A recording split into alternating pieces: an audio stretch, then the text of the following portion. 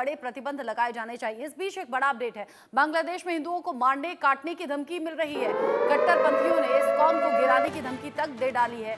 सड़कों पर भीड़ ने हिंदुओं के गर्दन काटने के नारे लगाए हैं। मोहम्मद यूनुस सरकार ने इस पर कोई एक्शन अब तक नहीं लिया है। इससे पहले भी लगातार हिंदुओं को टारगेट किया गया। उल्टा जब हिंदुओं पर प्रताड़ना हुई तो हिंदुओं को ही निशाने पर लिया गया। पुलिस जब पहुंची तो वहां आरोपियों को जाने दिया गया। पीड़ितों पर ये एक्शन हुआ, कईयों पर एफआईआर दर्ज हो गई और अब कुछ इस तरह की खबरें फिर से सामने आ रही है। ইসকনকে নিষিদ্ধ করা না হয়, এদেশের ঘাটে বন্দরে রাস্তাঘাটে এক মারামারি আর হত্যা যজ্ঞ পরিচালিত হবে। ये तो खुलेआम चेतावनी देने वाली बात हो गई, धमकी देने वाली बात हो गई। क्या ये सब मोहम्मद यूनुस ने कान बंद कर लिए है क्या मनन जी? जी, मैं ये आपसे ये कहना चाहूंगा कि अगर हम मोहम्मद यूनुस के इतिहास को देखें तो वो 1971-78 ग्रामीण बैंक का जो एक्सपेरिमेंट था उसके चलते बड़े पॉपुलर हुए और उन्होंने एक नई विधा और एक नए प्रकार का सिस्टम फाइनेंस में, माइक्रो फाइनेंस में पूरे विश्व को दिया और सबसे पहले अपने राष्ट्र बांग्लादेश को दिया। पर उसके अलावा अगर हम पिक्चर का दूसरा पहलू देखें, तस्वीर के दूसरे पहलू को देखें, तो जो सारी लेफ्ट लिबरल ताकतें थी उनके साथ मोहम्मद यूनुस शुरू से ही जुड़े हुए हैं और इसके चलते भारत और मोहम्मद यूनुस का जो घटक था या जो अचानक से स्टूडेंट मूवमेंट हुआ और जो रिबेलियन हुआ, जो विद्रोह हुआ शेख हसीना के विरुद्ध, उनमें कहीं ना कहीं खटास थी। तो मैं ये कहूंगा कि ट्रंप का जो बयान है वो हल्के में नहीं लिया जाना चाहिए। ट्रंप ने कहा कि कई राष्ट्र ऐसे हैं जो टेररिज्म के स्पॉन्सर है, आतंकवाद के स्पॉन्सर है, टेररिज्म को एड एंड अबेट करते हैं। और यहाँ पर क्रिश्चियनिटी को भी खतरा है बांग्लादेश में या और राष्ट्रों में, कुछ और राष्ट्रों में, और हिंदुओं को भी खतरा है। और कोई भी राष्ट्र अगर इस तरह के आतंकवाद और अलगाववाद को हार्बर करेगा, सपोर्ट करेगा, तो उस राष्ट्र के खिलाफ एक्शन लेंगे डोनाल्ड ट्रंप और संयुक्त राष्ट्र अमेरिका। तो मुझे लगता है कि डोनाल्ड ट्रंप के आने से शायद एक नया अध्याय खुले। पर निपुण जी की बात लेकिन जिस तरीके से अभी यहाँ खुलेआम चेतावनी दी जा रही है, धमकी दी जा रही है, वो बड़ी डरावनी है और हिंदुओं में इसीलिए बेचैनी बढ़ी हुई है क्योंकि बांग्लादेश में रह रहकर हिंदुओं को निशाने पर लिया जा रहा है। इन सभी के साथ बांग्लादेश में हिफाजत इस्लाम का प्रदर्शन भी सामने आया है।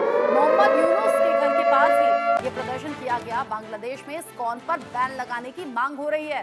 कट्टरपंथी संगठन है हिफाजत इस्लाम, जिसने बिल्कुल मोहम्मद यूनुस के घर के बाहर जाकर ये प्रदर्शन किया। मतलब यहाँ जिस तरीके से प्रदर्शन हुआ है कट्टरपंथी संगठन हिफाजत इस्लाम का, उससे माना जा सकता है कि शायद बढ़ावा देने वाले कुछ लोग हैं।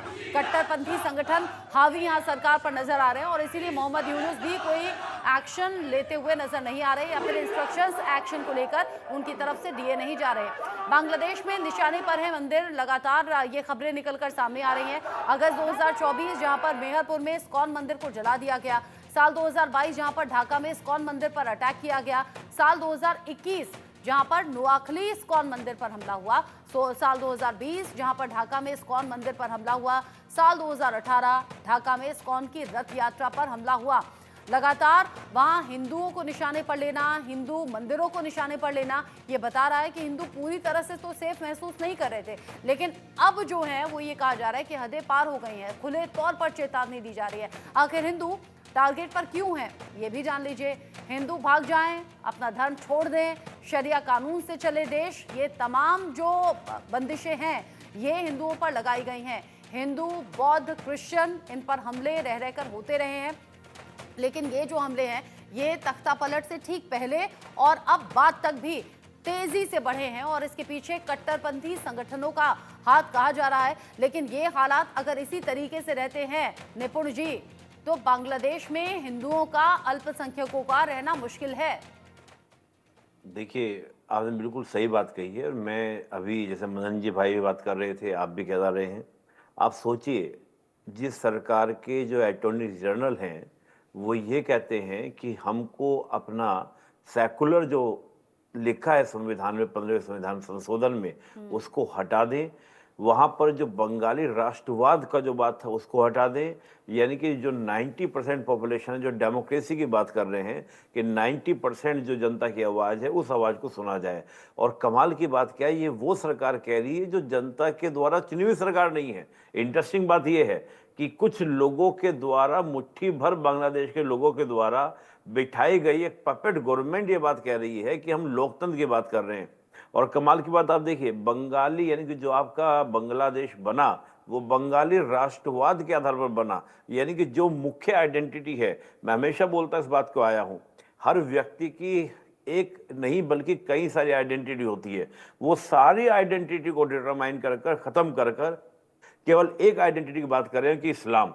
अब इस्लाम को अगर आप क्या करते हैं, डिक्लेयर करते हैं, देश का आपका धर्म डिक्लेयर करते हैं, वहां से आप सेकुलर, राष्ट्रवाद, लोकतंत्र, वो सॉरी आपका समाजवाद, ये सब हटाकर आप केवल लिखते हैं कि हम इस्लामिक राष्ट्र होंगे। इसका सिंपल सा अर्थ है कि सिंपल सा अर्थ ये है कि वहां पर दूसरे धर्म के मानने वाले लोग जो हैं वो क्या हो जाएंगे, दोयम दर्जे के या सेकंड क्लास सिटीजन आपके हो जाएंगे। तो जब आपका सरकार का ही अटॉर्नी जनरल, हम जानते हैं अटॉर्नी जनरल कोई छोटा पद नहीं है, अटॉर्नी जनरल यानी कि सरकार की ओर से एक वकील आपका एक तरह से होता है, मैं उसको वकील बोलता हूं। तो आप सोचिए जब वो बात करेगा तो जमीन पर क्या दिखेगा, जो दृश्य दिख रहे हैं इसमें दिखने में बात ही क्या अलग है। जब सरकार का ही स्टैंड ये है तो जाहिर सी बात है ये तो आपको स्टैंड देखने को मिलेगा ही मिलेगा। और जो इस प्रकार का जो जमाते इस्लामी जैसा संगठन, और इंटरेस्टिंग बात देखिए वहां पर 3 पार्टी महत्वपूर्ण है, एक तो आपका अवामी लीग, दूसरा आपका बीएनपी और तीसरा जमात इस्लामी।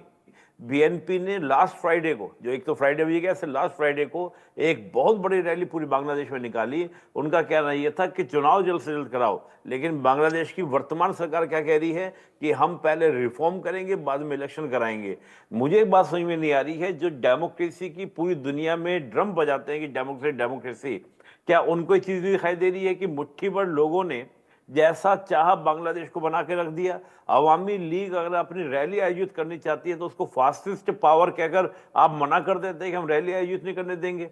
तो मुझे लगता है कि अमेरिका के लिए भी एक चिंता की विषय की बात है, जो अमेरिका डेमोक्रेसी की बात करता है कि पूरी दुनिया में हम डेमोक्रेसी लाएंगे, तो वो भी इसके चिंता की बात बनती है। और जाहिर सी बात है माइनॉरिटीज को लेकर, जिस प्रकार के हम देखें डोनाल्ड ट्रंप की हम बात करें, और मैं तो बाइडेन प्रशासन को कहूंगा कि अगर भारत में किस तरह की कोई बात होती है तो कहते हैं माइनॉरिटीज के साथ में ये हो रहा है वो हो रहा है, यहाँ पर खुल्लम खुल्ला। और आप देखिए इंटरेस्टिंग बात, मैं हमेशा बोलता आया हूं कि अगर आप देखिए 1947 में जो बांग्लादेश है वहां पर हिंदुओं के माइनॉरिटीज की जो आवाज 23% थी, 1971 में 14% और आज ये 8% आपकी आबादी रह गई है। ये तो डाटा में दिख रहा है, तब भी इनको बात समझ में नहीं आ रही है।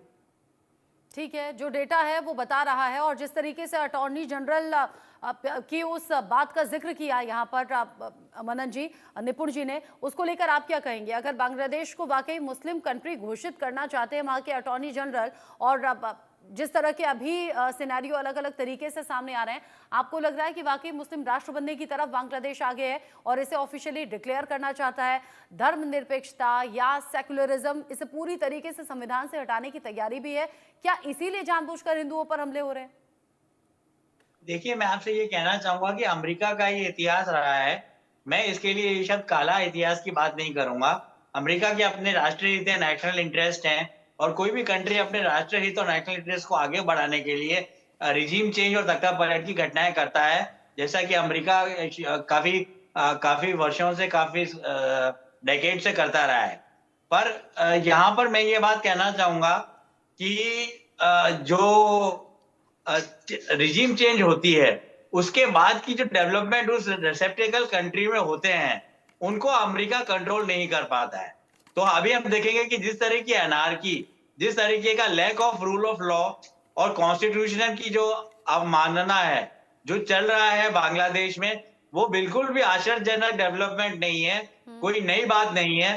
क्योंकि अगर अमेरिका ने रिजीम चेंज किया, तख्ता पलट किया शेख हसीना का, और मोहम्मद यूनुस के साथ डेमोक्रेट्स वहां के हैंड इन ग्लव थे, तो उसके बाद किस तरीके से स्टूडेंट्स को वहां पर इन्वॉल्व किया जाएगा सरकार में, किस तरीके से अल्पसंख्यकों को, जैसे कि रिपोर्ट्स में आया है, जैसे कि प्रेसिडेंट ट्रंप ने भी कहा है, हिंदू और क्रिश्चियंस को बचाया जाएगा, इसके ऊपर कोई भी नीति वहां नहीं बनी। और आप अल्पसंख्यकों की बात छोड़िए, दक्षिण एशिया में ऐसे 3-4 राष्ट्र हैं, अगर हम एग्जांपल लें तो श्रीलंका, मालदीव, मॉरिशस और बांग्लादेश और पाकिस्तान, जहां पे सबसे बड़ा कंसर्न है इकोनॉमिक डेवलपमेंट, या फिर हम बोलेंगे अर्थव्यवस्था की स्टेबिलिटी, इकोनॉमिक स्टेबिलिटी। इन सब राष्ट्रों में इकोनॉमिक स्टेबिलिटी बिल्कुल भी नहीं है। और अगर हम बांग्लादेश भारत के टेक्सटाइल ट्रेड या बांग्लादेश के और राष्ट्रों के साथ जो टेक्सटाइल ट्रेड है, जिनके कारण बांग्लादेश विश्व विख्यात है, उसके बारे में बात करें तो भारत और बांग्लादेश और भारत के वैश्विक ट्रेड में टेक्सटाइल की फील्ड में भी काफी गिरावट आई है। तो मुझे लगता है कि इकोनॉमिक्स काफी डोमिनेंट फैक्टर है और अमेरिका और भारत को भी इन सब कंसर्न को लेकर आगे बांग्लादेश की मदद करनी चाहिए। 1991 में जो आबादी 22% थी हिंदुओं की, वो 2023 आते आते 7.5% हो गई है। और अब 2024 में ये आंकड़ा कैसे तेजी से गिरा होगा, अंदाजा हम लगा सकते हैं बांग्लादेश में हिंदुओं की स्थिति देखकर। ऐसे में ट्रंप से उम्मीदें लोगों को बहुत ज्यादा है। बहुत शुक्रिया आपका मनन जी, निपुण जी, इंडिया न्यूज पर साथ में जुड़ने के लिए, इस डिस्कशन में अपने व्यूज दर्शकों तक पहुंचाने के लिए। एक छोटा सा ब्रेक यहां पर ले रहे हैं, लौटेंगे।